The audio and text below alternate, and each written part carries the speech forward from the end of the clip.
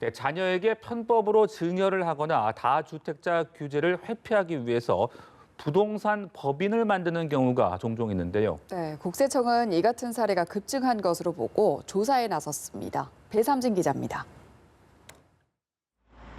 20대 자녀 명의로 광고 대행을 겸하는 부동산 법인을 설립한 병원장 A씨. 이 법인은 광고 활동이 없었지만 A씨는 자녀에게 수십억 원대의 허위 광고료를 지급했고 자녀는 이 돈으로 서울 강남에 20억 원대 아파트를 샀습니다. 배우자와 자녀 명의로 강남 아파트 수십 채를 사들인 B씨는 가족 명의로 부동산 법인을 다수 설립한 뒤 이 아파트를 현물 출자 형식으로 부동산 법인으로 명의를 돌렸습니다. 세금 회피 목적인데 부동산 법인이 가진 아파트를 담보로 추가 대출을 받아 300억 원대 부동산을 사들였습니다.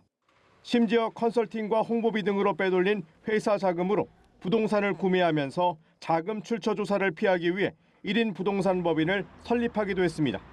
부동산 법인을 설립하면 개인보다 세제 혜택이 늘고 대출 시 유리한 것은 물론 각종 부동산 규제를 피할 수 있다는 점을 악용한 겁니다.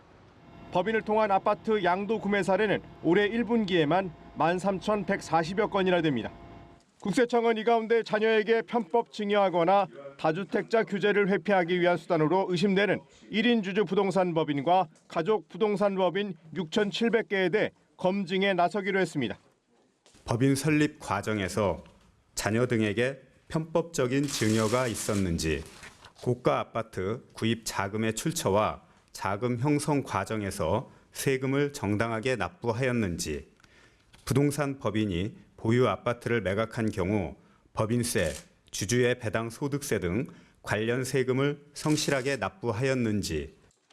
국세청은 부동산 구입에 회사 자금을 편법적으로 사용한 경우 해당 사업체로 조사 대상을 확대할 계획입니다. 또 차명 계좌를 이용하거나 이면 계약서가 작성된 사실이 확인될 경우 수사기관에 고발할 예정입니다. 연합뉴스 TV 배삼진입니다.